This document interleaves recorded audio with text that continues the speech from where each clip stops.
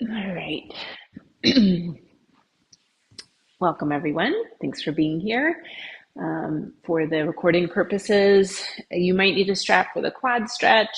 You might want a blanket for padding the knees, and we will be doing a supported bridge where having a yoga block or a foam roller would be helpful, and a lunge position where a yoga block might be useful as well. We are going to focus on preventing IT band tendonitis. So the IT bands are tendons, even though they call them bands. It's actually the longest tendon in the body, and it runs from the outer hip. And it goes down, if you have like a side seam of your pants, it kind of follows the side seam of the pant and goes down and attaches below the knee on the side of the shin bone here. So tension in the tendon can cause tendonitis and pain at the knee, the outer knee, can cause bursitis right below the knee, can cause bursitis tendonitis at the outer hip. And in rowing, because it's a repetitive movement, the forward and backward movement at the hip and the knee can cause some irritation on the tendon, and especially if your knees tend to roll outward. And there's a few reasons for the knees to roll outward, and we're going to address some of those issues in the practice today. So we're starting on our backs, knees bent, feet flat, or actually whatever position you'd like to be in here. We'll start in some stillness at the very beginning. So if it's comfortable to have your knees bent, you can.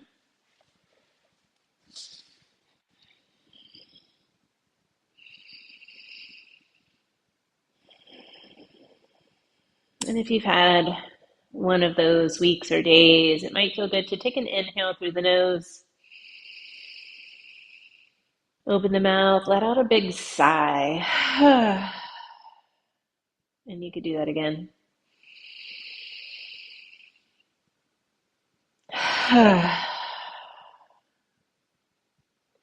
And then begin to breathe through the nose. So both inhale and exhale, breathing through the nose, and not necessarily that big sigh on your exhale.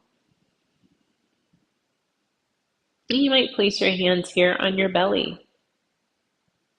The elbows can rest on the floor, so you're not needing to kind of get directly in the center. Begin to notice the movement of the belly as you breathe in and breathe out.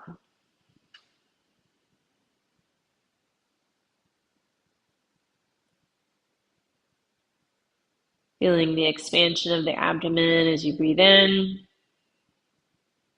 and this passive contraction of the abdomen as you breathe out. And start to slow your breathing down, lengthening out the breath so that your inhale is a little longer and your exhale is a little longer. Not trying to pull in more air or make this effortful, just slowing it down more than anything else.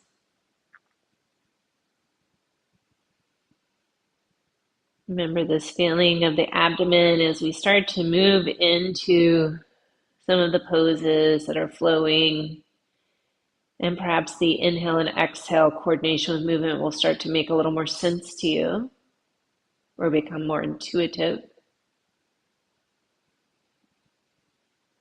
Take the next few breaths, setting an intention for your practice. And it could be as simple as staying with this breath.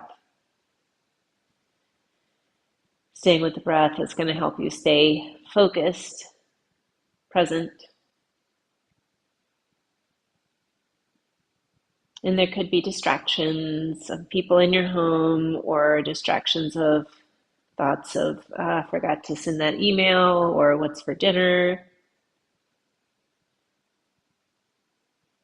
Coming back to the breath, allowing it to help you focus and center and be present with what's happening in your body.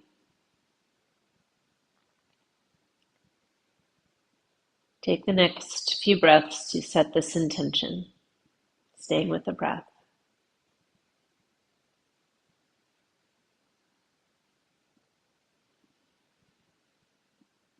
So we'll begin to move from here. You could bring your arms away from your belly, or you could keep them on here if you'd like. We'll have the knees bent, feet flat, and this is a backward pelvic tilt. Subtle movement. We're flattening the lower back into the floor, tipping the tailbone up. You might feel the abdominal muscles engage under your hands. And then releasing that. The low back just naturally pulls away from the floor. You're exhaling to flatten the lower back, tailbone tipping up, legs, butt stays relaxed. Inhale, releasing that pelvis tips forward. We'll do a few more. So the efforts on the exhale of flattening the back, rocking the pelvis backward, and then it's a passive release on the inhale. So kind of hollowing out the belly, flattening the back is associated with that exhale, and that's based on what the diaphragm is doing and what the abdominal muscles do to facilitate the exhale. On your next inhale, allowing this to relax. This time, bring your arms out to the sides, palms up. We're going to do a little rotation of the lower body, which is going to require some effort from our oblique muscles here. So we'll drop the knees over towards one side. Feel that low back pulled away from the floor, that one hip pulled away from the floor. Think about that backward pelvic tilt where we flatten the low back into the floor. The abdominal muscles are going to pull the knees up through center. And then we inhale the knees to the other side. The other hip pulls away, low back away from the floor. And then we exhale, press that low back into the floor and pull the knees up through center. And then we're going side to side here. So the inhale brings the knees to the side. The exhale is the effort of pulling the knees up through center. And you could keep the feet grounded here. So especially if you're struggling to feel the abdominal muscles working or the low back pressed into the floor, keep the feet down, I would say. If you'd like more challenge, bring the feet up, shins parallel to the earth. Drop the knees to the side. Exhale, pull the low back to the floor and knees up. And I don't go over quite as far when I have the knees up because this is more challenging. And I'm needing to use my arms a little bit to help keep me from like rolling all the way to the side, and a little bit to start to bring me back up through center. Do a few more here. These oblique muscles here and the sideways, controlling the rotation. We'll pull the knees in through center here, and you could gently hug in, just relaxing through the abs, the low back. Maybe rocking or circling the hips and knees.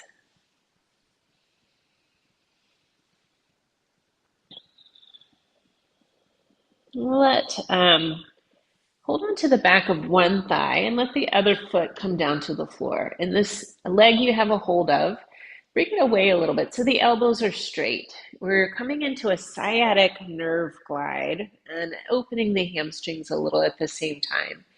So we keep holding onto the thigh and start to straighten the knee so the foot reaches towards the ceiling, and then pull the top of the foot back so you're jutting the heel up towards the ceiling. And then we relax the foot, let the knee bend. We keep holding the back of the thigh the whole time. Inhale, start to straighten the knee, pull the foot back. Exhale, bend the knee, releasing the foot. We'll do a few more.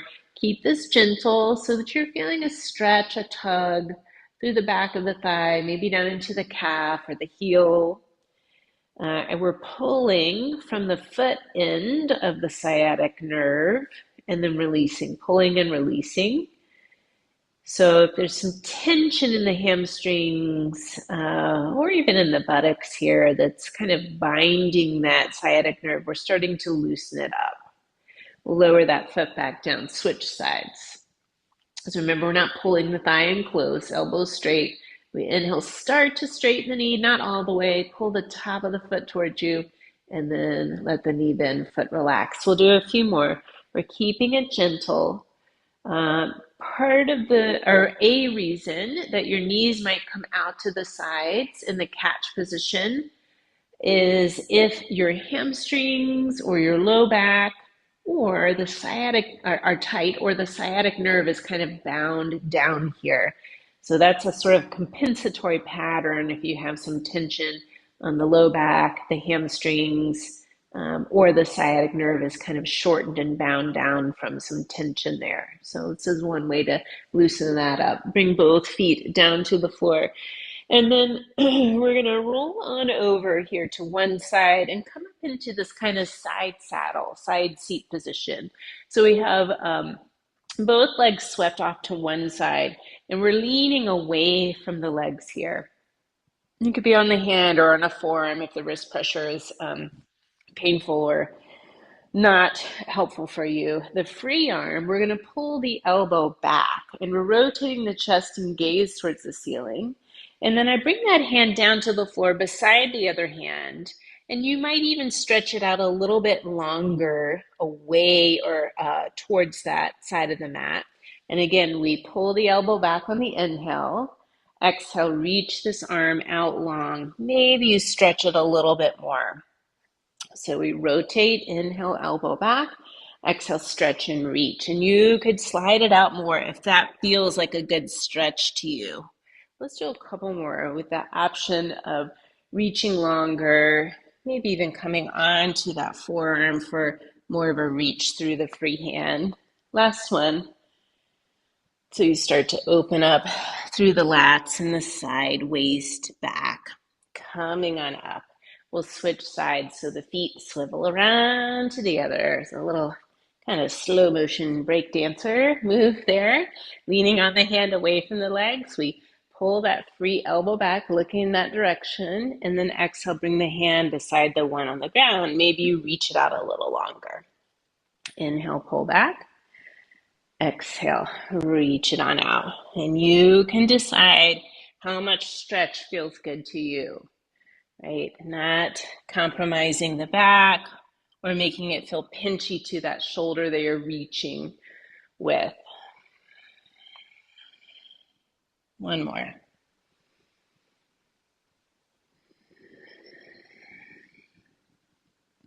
Coming on up here, and we're making our way to hands and knees. Perhaps you pad your knees here. We're going to be weight bearing through the knees for the next several poses. So option for that. Tabletop position where we have the knees under the hips and the wrist under the shoulders. Remember, optional hand positions could be loose fists instead of the flat palm, on your forearms here, on blocks of the floor, or even tented fingers. And you could play with this and see what feels good to you. Cat and cow, we round through the back, tuck the chin, tuck the tailbone under, and then lift the tailbone, belly towards the floor, chest forward. So we exhale to round, belly button towards spine. So that's like that pelvic tilt. We're adding more spine movement. And then inhale, belly towards the floor, chest forward. So that's why the exhale comes in the cat, that rounding of the back, the belly button towards the spine. And then the inhale comes with the cow, where the belly is free and open. Because it has to do with what the diaphragm is doing, what the abdominal muscles are doing to facilitate the exhale and the inhale. Bring this back into neutral spine, coming into those hands and knees position here again. As we set up for a bird dog, a variation of bird dog. Listen for options, and I'll start with the least challenging and add more challenge. And depending on what's going on in your body, you don't necessarily need to do the most challenging. Firm the belly. We're making a solid wall of our abs. We want to find more length in the spine, even if it's subtle and no one from the outside could tell. So tailbone and top of the head reaching away from each other. We'll reach one leg back, toes point down. This leg is going to stay up. You could keep it at just leg or reach the opposite arm forward. You want to have thumb up here so you're not straining through the neck and shoulder. This could be your bird dog staying here, breathing, keeping the hips steady. If you want more challenge, a small forward and backward weight shift. So we shift forward like just 1 or 2 inches, and then we shift back past neutral 1 or 2 inches. Inhale, shift forward. Exhale, shift back. A couple more here. And you're working on keeping the spine long and the hips level. So you're not sinking out to the weight-bearing side and you're not rotating the lifted hip outward. Lower that knee, lower the hand. A few cat-cows or shake out the wrist or sit back, stand on the knees, roll the shoulders. Reset, because of course we have the other side to do. Finding your tabletop here. Firm belly, long spine. We reach the other leg back. Keep the hips level. Remember, you could do it with just leg. So if you struggled with lifting the arm, maybe just leg here, or reach that opposite arm forward, thumb up. Staying with this breathing or the challenge of the weight shift. We inhale, shift forward, exhale, shift back. It's a small little weight shift. And in fact, that's all I can really handle. This kind of surprises me how much more work this is for my core to maintain with just a small little shifting forward, backward. We'll lower the hand, lower the knee, coming into resting position, which could be child's or puppy, or you could take a seat or even lie on your belly. Child's pose is hips over heels, forehead down. Puppy pose, which might work better for you for different reasons, is hips over knees, forehead down. Puppy is useful if you have low bone density in the spine, a history of a herniated disc, maybe hip or knee joint issues. Remember, you can rest at any time during the practice. And as you've noticed, I offer modifications, substitutions as we go. Listen for those, take them if you need them, or if it makes your practice stronger, more open, more comfortable, allows you to keep breathing, not hold the breath, or if you just enjoy the variations and substitutions better. And if I don't offer what you need, take what you need on your own. Stay here resting longer if you'd like, or when you're ready, back up to the tabletop position. So we're doing this toe rocking movement, which we often do in this practice, and I'll give you a couple reasons why. So one leg back, toes tucked under. We're shifting forward, bending through the toe joints, especially that big toe, and then press the heel back to stretch through the calf, forward and backward. So we're using this to mobilize the big toe and the ankle joint, as well as feeling some stretch in the calf and the sole of the foot. If that big toe joint does not bend, right, if you're stiff in that joint, you're going to try to get that motion somewhere else. So in the catch position, if that big toe joint doesn't bend as your heel lifts away from the surface, you're going to rotate to the outer edge of the foot, to the outer four toes, which rolls your knees out to the side, which starts to engage the muscles that lead into the IT band, causing more tension there. So big toe mobility is important for preventing IT band problems, switching sides. This is a simple one to do. We're going to do a couple of other ones. You can decide what works well for your body or the time frame that you have, whether you can get on the floor or not. And begin to work on this on a regular daily basis if you struggle with especially that big toe bending position. All right, we're lowering that knee back down. So I'm setting up for down dog here, which is another opportunity for that ankle toe mobility. This can be a challenging pose for different reasons, so feel free to stay in that toe rocking movement, maybe do some more cat-cow, or come into down dog, come out of it when you need a break. Hands forward of shoulders, we're lifting those hips up and back. Now, if you feel a lot of tension in the backs of the legs, the thighs, bend those knees a little. Reach the sitting bones up and back so there's no rounding of the lower back. And then here's another opportunity for the ankle toe mobility to pedal the feet. So you push one heel towards the floor as you bend the opposite knee and switch sides. And here you get to look back at your feet and see how much toe bending is happening. Feel how much lengthening you're getting through the backs of legs, the calves, the soles of the feet. And then settle in that down dog.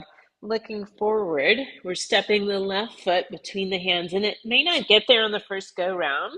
Lower that right knee. Left hand helping this foot to come forward. And we're actually going to toe heel that left foot out a little wider than the hip. It might even come off your yoga mat. Now I'm going to use a yoga block here underneath my right hand. You may not need it. So we're going to bring that left hand to the knee. Start to open your chest and gaze here towards the left side. Depending on how this feels to that back leg, can roll to the outside edge of that back knee and the back foot. Let the outer hip, right hip, drop towards the floor. If that left knee wants to rotate out, it's okay. And so we're kind of stretching through the outer right hip, side of the waist, pressing into both hands so the neck is long. Take one more inhale. And then we exhale, bring both hands down to the floor and step it back into a plank. Lower both knees. Look how much toe bend you need to be in this knee down plank. And then untuck the toes. Lower all the way to the ground, elbows by ribs. Imagine pulling the elbows towards your back pockets. Lift the head and chest up off the floor. Here's our low cobra. You could stay. This might feel good to the wrist here or the spine or pressing higher, but neck is long. Tuck the toes. You could go directly to down dog or bring your seat to your heels and then to the down dog. Take a few more moments here to pedal those feet. Shake the head, release that tension around the neck and shoulders. Looking forward, right foot between the hands, helping you get there. Lower the back knee. Now I'm going to toe heel this right foot out a little wider. It might even come off the yoga mat here. Left hand could be on the floor or a yoga block. Right hand to the knee. So you start to look towards the right here. You could stay with this or roll to the outside edge of that left knee and the left foot. Allow the left hip to sink towards the floor. That right knee might rotate out, or you might come to the outside edge of that right foot. It's okay. Long through the neck. Breathe.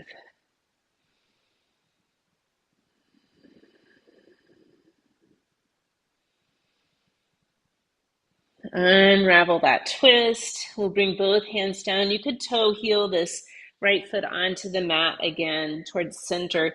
Step the back foot to the front foot to find a forward fold. It could be that ragdoll, knees bent, upper body draped over where you can really kind of release through the neck and shoulders. Or this one here, I have my feet wide, butt back forms on the spine, thighs, so my spine stays long and there's no compression through the vertebrae and the discs.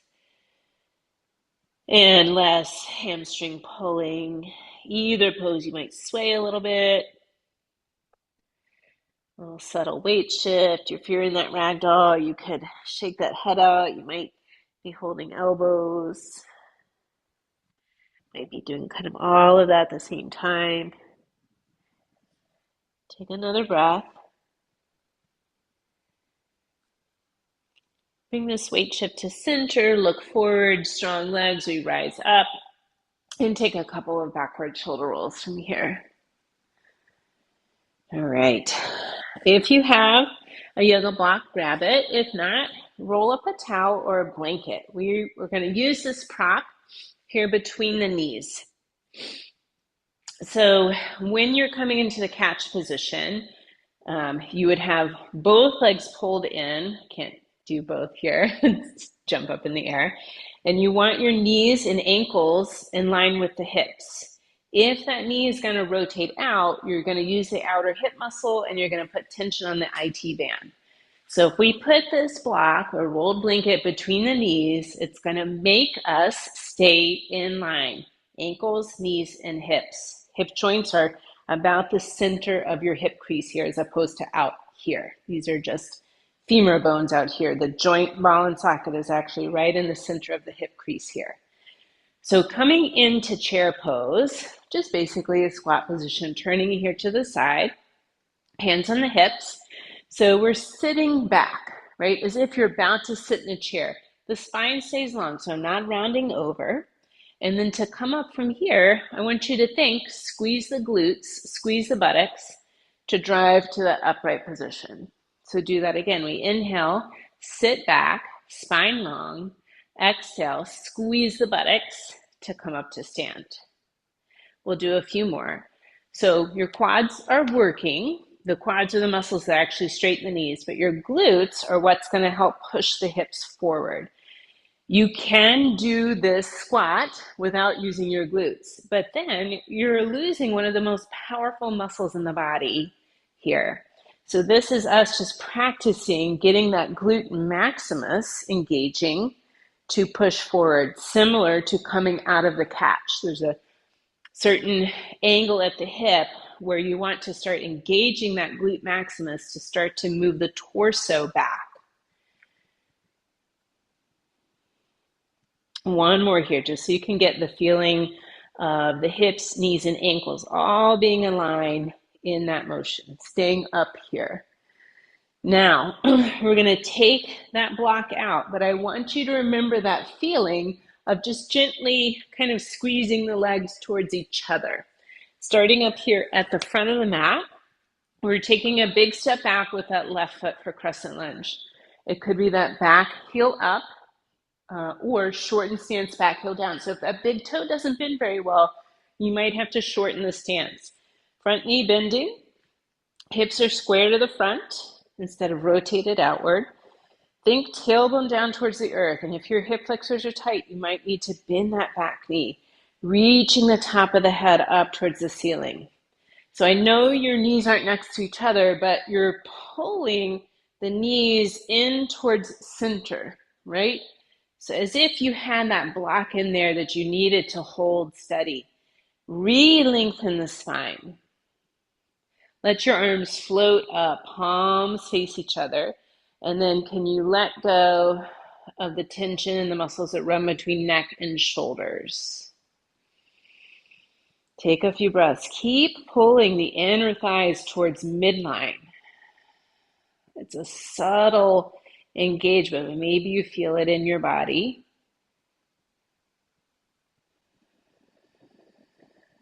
And then we'll let the hands go and step it forward. Shake out your legs, roll the shoulders. We're doing this on the other side. So other foot comes to the back of the mat. Back heel up or shorten stance, back heel down. So if that big toe doesn't bend, you're going to end up rolling that foot to the outer edge, right? And shifting the whole hip thing. So if it's hard for you to get that bend in the big toe, shorten the stance here for that crescent lunge. Tailbone towards the earth, maybe a little bend to the back knee to get that pelvis level. Top of the head reaching up here. Imagine pulling the knees towards midline, even though they're not next to each other. Remember that feeling of holding the block between the knees. Re-lengthen the spine. Maybe that created more space. Arms floating up, palms face each other. Can you relax the muscles between neck and shoulders? Sometimes a wider arm position helps. Keep the breath. Keep pulling the inner thighs, the knees towards midline. There's not a lot of movement. It's more of a just muscular engagement or isometric here of the inner thigh muscles, which are opposing muscle groups to the glute medius, these outer hip muscles, one of the two muscles that lead into the IT band. All right, we'll let that go. Step it to the front, shake out your legs, roll the shoulders. So we've done a few things here to work on that ankle and toe mobility. Both of them so far require you being on the floor, and sometimes you're not able to do that, especially if you're trying to warm up before getting onto the boat. So we're going to do one you can do from standing. And I'm just going to pull my pants leg up so you can see a little bit more what's going on. So I'm going to be in this staggered stance position. It's not a deep lunge position because I have both knees straight, both feet flat. Both feet are square to the front of the mat. And then we're shifting forward to put the weight on the front foot, lift the back heel up. So that's that toe bend there. And then we shift back, weight on the back foot, front foot, you rock on the heel. So we shift forward, lift the back toes, and then shift back, lift the front of that front foot. So shifting forward, notice, and maybe even kind of glance back there. Are you pushing off through the big toe, or are you rolling towards the outer edge of the foot? If it's hard to push off through the big toe, go as far as you can before you shift laterally, before you shift to the side. Once you know where that is, maybe you start to swing your arms in the direction that you are shifting your weight. You could stay with this here, both feet stay down the whole time, or focus the gaze, shift forward, that back toes bends, and then you lift the foot briefly, lower, back on the heel. Forward, maybe a brief lift, lower that foot, shifting back. A couple more. So we're talking about that big toe movement in relationship to the catch position, but this is also very much a big part of walking. And you can cause hip, knee, foot problems if that big toe doesn't bend. All right, bring that foot down, shake it out, and we'll do the other side. Might be different. I am definitely more stiff in my right big toe than my left. So first I'm just shifting forward, lifting the back heel, bending through the big toe, shifting back, front toes come up. And maybe you glance back at what's happening at that foot. Are you getting bend through the back toe, or are you avoiding it and rotating to the outside edge and just bending through the outer four toes? Go as far as you can, as far as that big toe bend will let. Maybe you swing your arms in the direction you're shifting your weight, just to have something to do with them and add to some fluidity of this movement. You could stay here or lift that back toe brief and lower. And you might go ahead and focus your gaze on a non-moving spot here straight ahead to help with the balance piece of this. Ooh, almost overshot. All right, foot down, step it forward, shake out your legs. Nice. So we're going to try a little bit balance work with that same idea of holding the hips and knees in line with each other. So grab the block again. This is a new one. You might want to be off your mat for a more sturdy or less squishy surface, I should say, or you're close to the wall here for this one. So same position of the block or that rolled blanket in between the knees like we did in chair pose. So we are going to prepare one foot to take our weight. So lift and spread the toes, placing them down in that spread out position. Shift your weight onto that foot. And then we're going to bend the other foot. So I'm still holding the block. The other foot comes behind me. Tailbone down, top of the head up. Keeping the block here between your knees. Relax the shoulders. Breathe.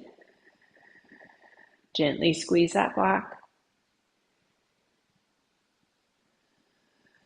Lower the foot back down. Shift your weight to the other side. Lift those toes, spread them out. Shift your weight onto that foot. Focus the gaze on a non-moving spot. Bend the knee. That foot is coming behind you. Tailbone down, top of the head up. Breathe, relax the shoulders, squeeze the block. So using a little bit more inner thigh here rather than outer hip for that single leg standing. And then lower that foot back down. You can take the block out again. We'll see it again. One more. time. One more time. Roll those shoulders here. All right, come on up to the front of the mat. And you might want the blocks here more for support and less for that knee squeeze, as we are going to come down into a squat. Now, if your knees or your big toes don't like this position, I'm going to take you halfway down and you could stay there. So we're going to have our ankles underneath the hip joints or lined up with our sitting bones, which roughly line up with our hip joints. And coming into chair pose, and you can even bring your hands here to your thighs because we'll be here for a little bit, so giving you some extra support. If your knees are not good with the deep knee bend, you're going to stay here. Or this ball squat, where we bend the knees and bring the hips, the butt, down towards the heels, and the heels will probably come up here. It might be nice to have the blocks here so the floor comes up to meet you. And maybe start with just a very subtle forward, backward weight shift. Weight towards the heels, weight towards the balls of the feet, towards the toes. And if this feels like enough, stay here. A bigger movement, if the toes don't bend well, don't go here. You're going to lower the knees towards the floor, push them back up, heels towards the floor. Knees towards the floor in the inhale, those big toes will bend. Exhale, knees up, heels toward the floor. A few more. Keep breathing. Don't make yourself hurt. If this doesn't work, don't do it. You have other options. We'll bring the knees up here one more time. Bring the hands to the floor. Lift the butt. Walk your feet back into down dog. Take a moment here. Find that down dog. Long spine. Shake out the head. And lower the knees. Come into a seated position. So as I've talked a little bit about before, these outer hip muscles, which are the gluteus medius, not the bigger buttocks muscles, if they're tight, if they're holding tension, they're going to pull on the IT bands, those tendons down the sides of the thighs. We're going to do a gentle stretch for them here from seated. I'm a little tight in my hips and back, so if I make a little shelf here with a folded blanket, it makes me sit up a little taller. So a folded blanket here right under my sitting bones. And I'll have one leg straight, other knee bent. This bent leg is the foot crosses to the outside of the other thigh. So whatever knee you have bent, bring the opposite elbow around to hug it. The other hand's going to come behind you, and I'm kind of long-waisted, so I need to be up on the fingertips of my back hand, especially with my hips elevated. This back arm is to help me lengthen that spine. So take any round out of your back. And then you're gently twisting the chest, the shoulders, the gaze towards the bent leg side. So I am not leveraging, I'm not cranking myself around, keeping the spine long, and I'm gently hugging in. And for me, I get a little stretch on that outer hip, that gluteus medius here. And you'll note throughout the practice, we are not stretching the IT band because that IT band is a tendon. The tendon has no elastic properties. It should not. No tendon should have a very much elastic. It's more tensile strength and strong. So we want to stretch the muscles that attach to the tendon rather than going after the tendon itself. We'll let this go. Both legs out, shake them out a little bit. Maybe use your hands to kind of jiggle the quads and hip flexors if they tensed up a little bit there. And then, of course, the other side. Knee bent, cross it over. Hug that knee in with the opposite elbow. Other hand behind. Sit tall and gentle twist. If you can't twist very far, it's okay. If you're not feeling much outer hip stretch, hug that knee in a little bit closer. Support with the back arm. This back arm is to help keep that length in the spine and compression out of the vertebrae here and out of the disc. So there's no shearing forces happening at the discs or at the vertebrae with this twist because you decompress the spine so much with your core strength and that back arm. Unwinding here, both legs out, shaking them out again. And then coming on to your side, coming into a side lying position to set up for a quad stretch. I like to do different variations of the quad stretch to give you guys an opportunity to see different ones and decide what you like best. If you know your favorite, go for it. I'm going to do this one here where I bring that top foot back and reach back with the top hand to find the foot or ankle. You might need the strap depending on your shoulder, depending on the quads, the knee, but whatever you have a hold of, think about lengthening this kneecap towards the foot of the mat. So if that knee is up or a little forward, you're losing out on some of the quadriceps stretching. Think about that kneecap reaching towards the foot of the mat, and you'll get all four quads stretching, maybe even some of these hip flexors you feel into the abdomen. Bonus, the obliques on the bottom side are probably engaging here a little bit too. So bonus core strength for this. Couple more breaths.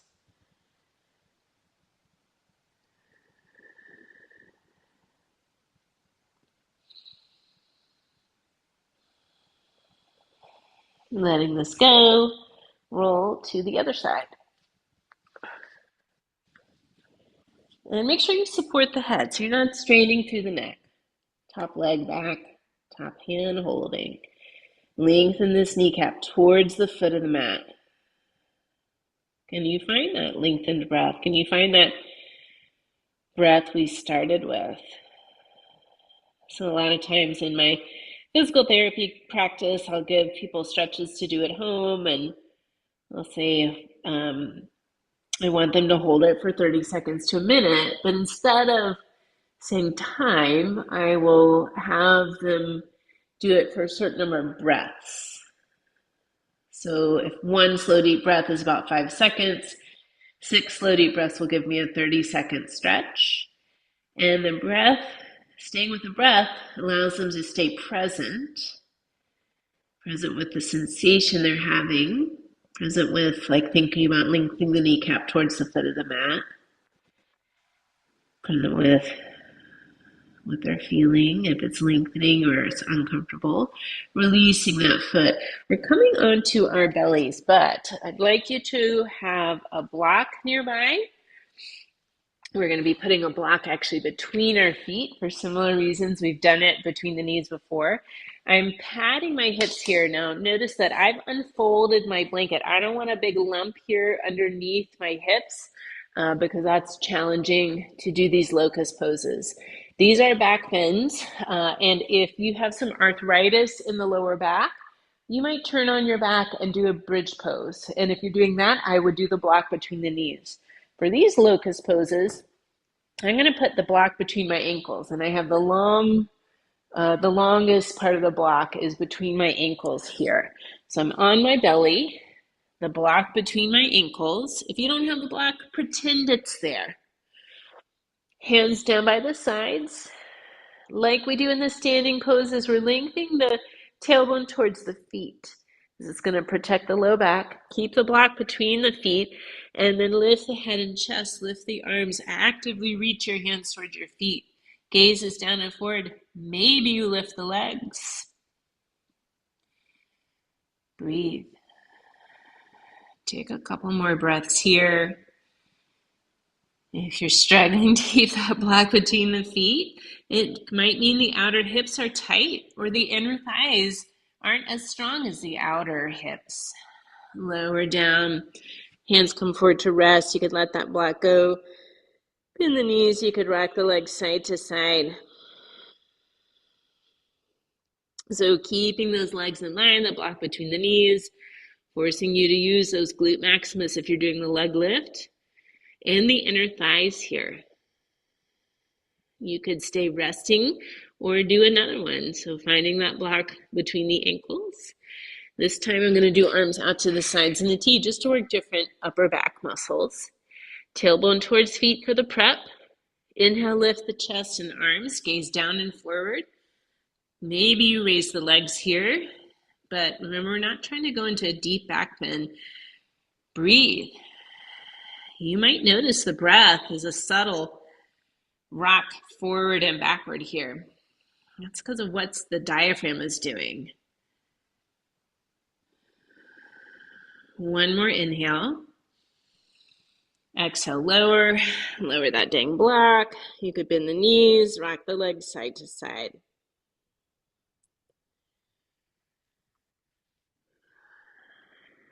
Taking a little break here on our hips as we come into a frog leg position. So I'm just rolling towards one side, bringing the other knee out. So my inner knee, inner ankle are resting on the ground.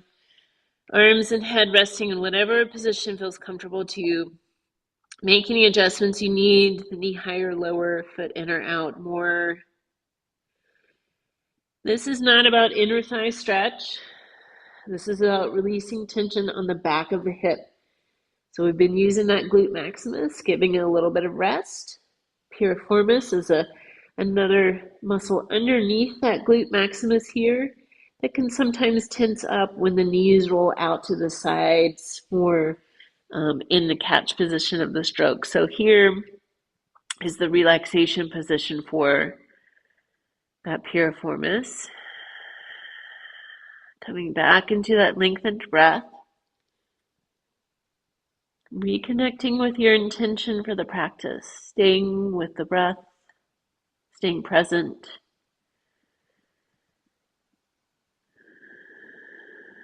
Maybe allowing each exhale to give you this image of the muscles in the back of that hip melting. Each exhale is an opportunity for the muscle tension to melt away on the back of the hip.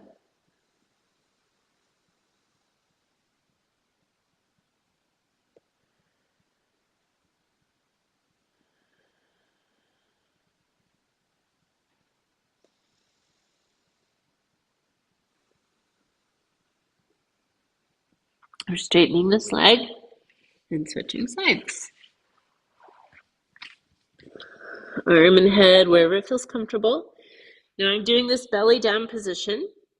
You can also do this from back down position or face up position. You'd be in the same pose, knee bent out to the side. You might put a block or pillow under the outer knee so it has something to rest into. Finding that breath again. Slowing it down. Each exhale is an opportunity to release a little more tension on the back of that hip, or maybe just everywhere in the body. Softening, a melting of the tightness.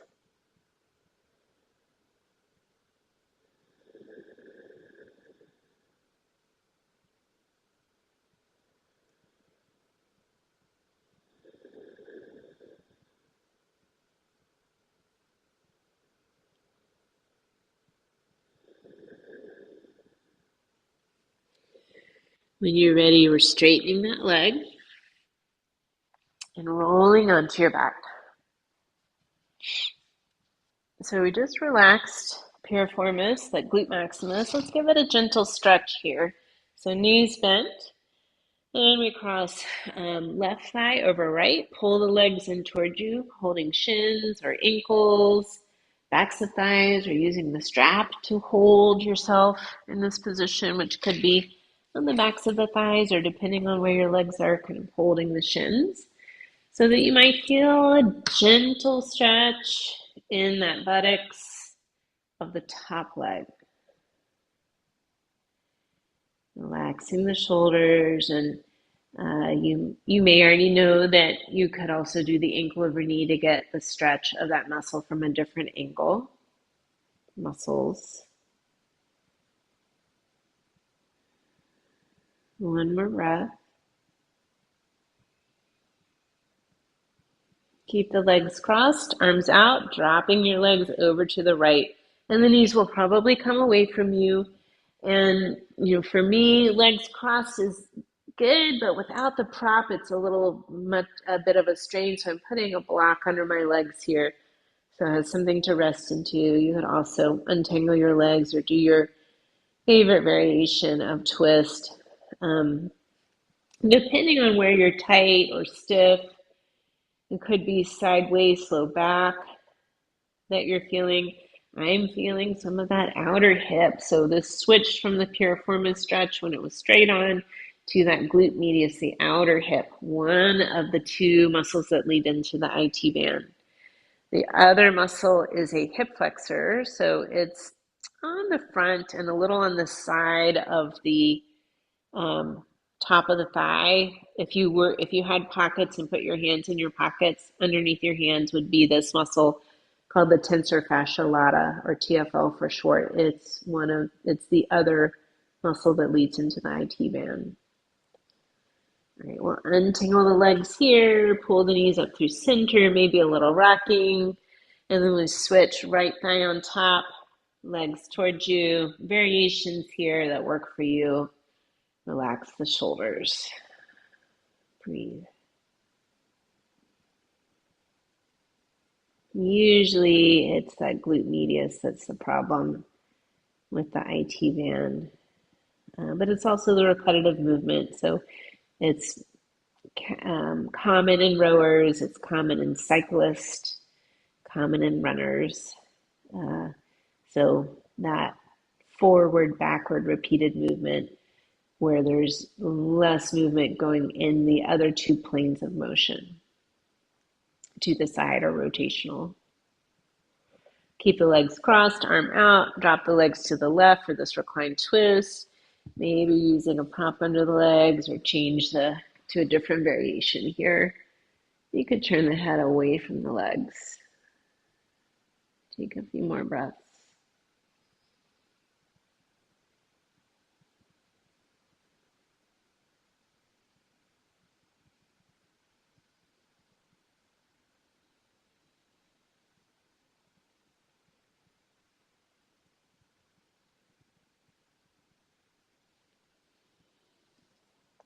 Untangling the legs, pull the knees up through center, reposition the hips if they twisted out of center. I'm coming into a supported bridge, so lifting the hips, sliding a block, a foam roller, folded blanket underneath your hips. So make sure you're above the fleshy part of the butt, but definitely below the vertebrae here in the low back. Relax the buttocks, muscles of the back. You could stay here. This is a lovely decompressive position for the lumbar spine, meaning we create more space between the vertebrae here and allow the discs to pull in more fluid. Or you could come into this legs up position, knees in, feet up here. And if you're tight in those hamstrings, you might keep a bend in the knees, hips, and you could circle the feet or point and flex them, or bigger movements here in the legs, which you can make up. There's no real wrong or right way to do this as long as you're not hurting yourself. Breathing here, maybe making those movements very intentional.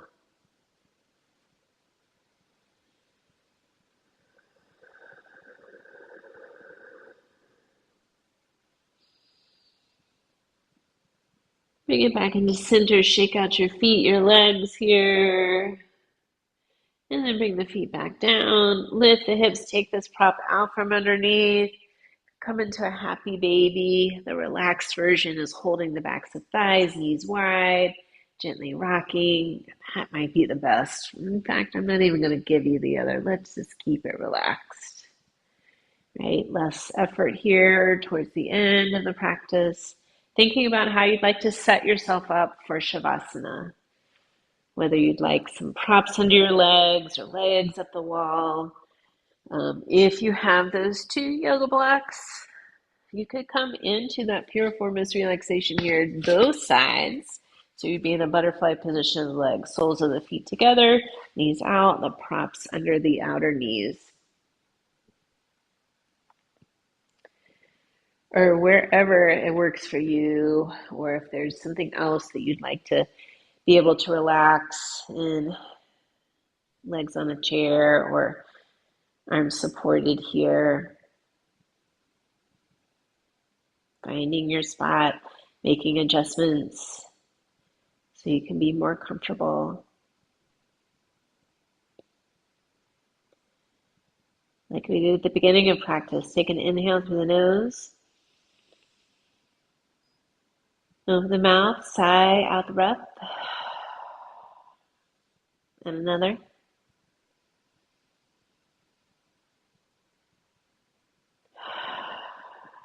Let the breath go. We're no longer working to stay with the breath.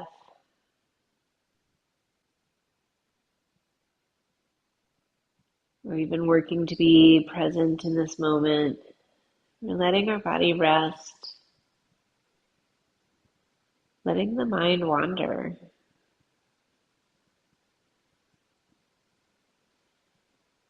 letting the body release towards the earth. So there's no effort on your part. Rest for the next few minutes.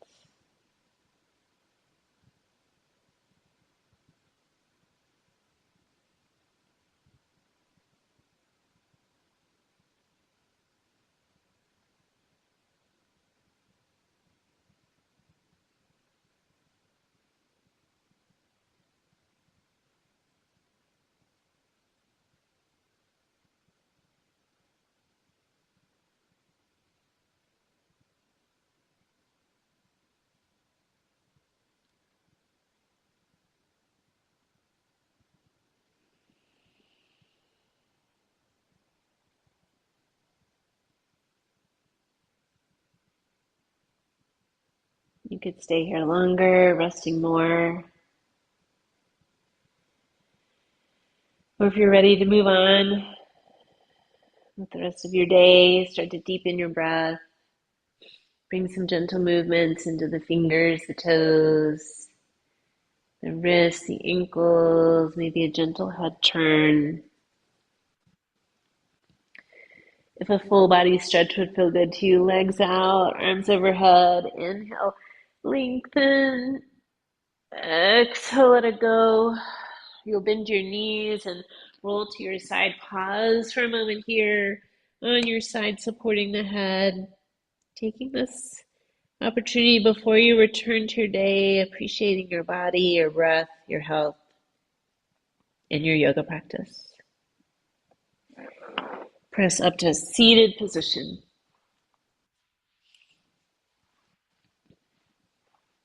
Thank you all for being here, for sharing your practice and your energy. The light in me honors the light in each of you. Namaste.